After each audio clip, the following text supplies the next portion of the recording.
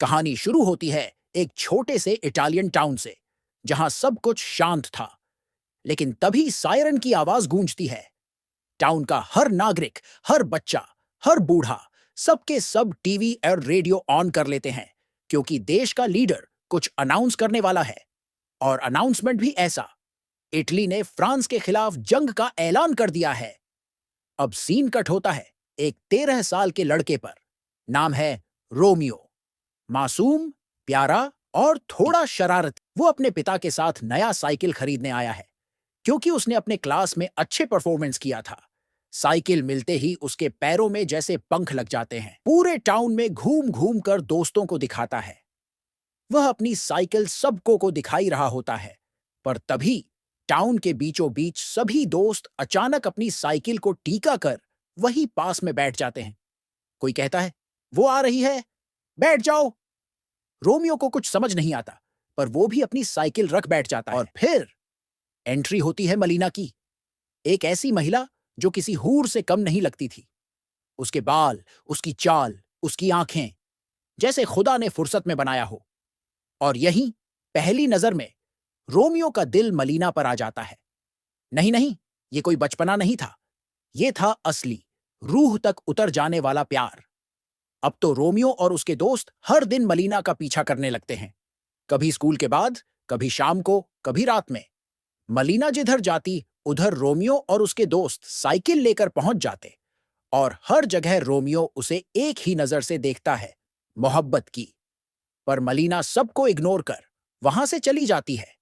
लेकिन टाउन में सभी मर्द मलीना को देखते तो सभी के अंदर एक अलग सी गर्मी आ जाती।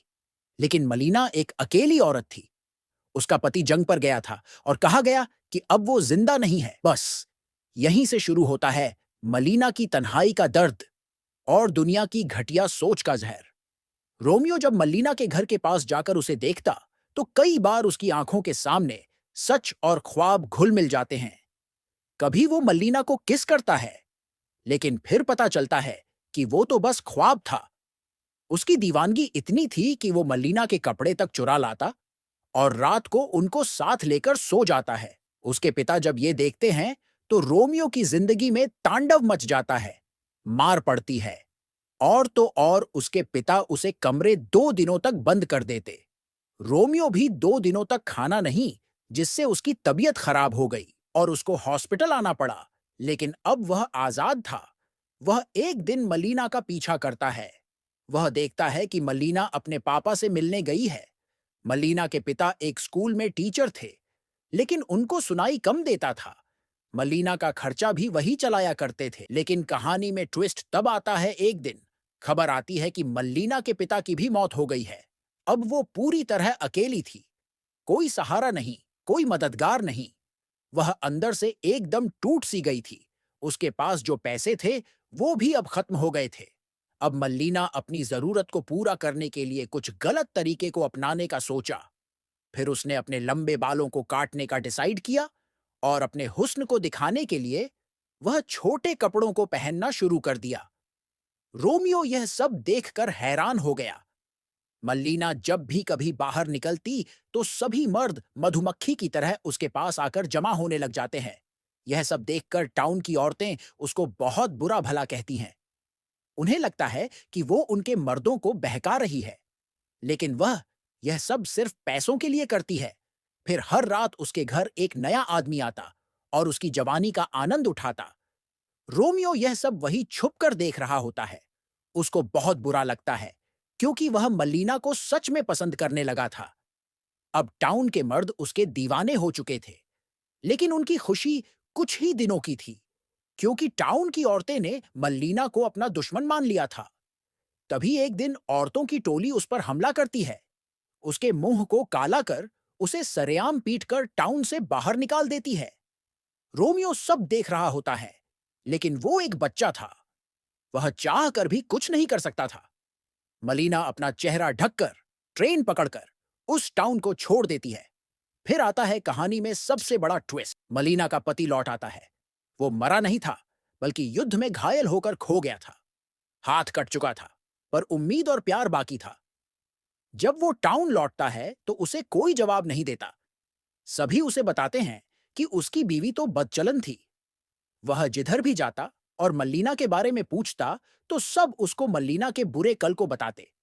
जिधर उसके कुछ गलत कदम के कारण उसको इस टाउन से बाहर निकल दिया गया। फिर उसके बाद मलीना का कुछ भी पता नहीं चला। मलीना का पति मलीना की हरकतों को सुन वह परेशान हो गया। लेकिन तब रोमियो करता है वो काम जो किसी बड़े से बड़ा आदमी नहीं कर सका। वो एक लेटर लिखता है मलीना के पति के लिए, जिसमें वो सच्चाई बयान करता है। कैसे लोगों ने मलीना को मजबूर किया, कैसे अफवाहों ने उसकी जिंदगी बर्बाद कर दी, और कैसे वो एक नेकदिल औरत थी जो सिर्फ जिंदा रहना चाहती थी। और जिंदा रहने के लिए उसने यह कदम उठाया।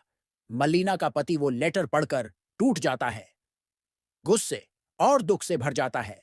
वह कहता है, जिस देश की रक्षा के लिए स्विंगमैन ने अपना सब कुछ कुर्बान कर दिया, उस देश ने उसकी बीवी के साथ इतना गलता किया।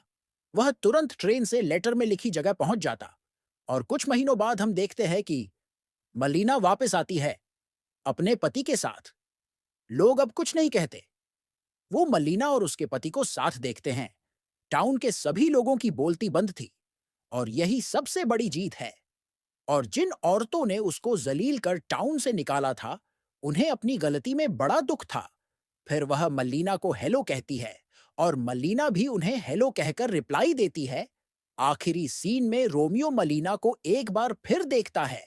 वो बाजार से आ रही होती है, तभी उसका बैग गिर जाता है। रोमियो उसकी मदद करता है। मल्लीना मुस्कुराकर उसे देखती है और धीरे से कहती है, थैंक यू। रोमियो बस वहीं रुक जाता है। उसकी आंखों में चमक होती है और दिल में एक सुकून, क्योंकि अब उसकी मलीना खुश थी। तो दोस्तों, ये थी रोमियो और मलीना की कहानी। एक मासूम मोहब्बत, एक औरत की मजबूरी और समाज की बेरहमी की दास्तान। अगर आपको ये कहानी दिल से लगी हो, तो एक लाइक और कमेंट जरूर ठोक देना।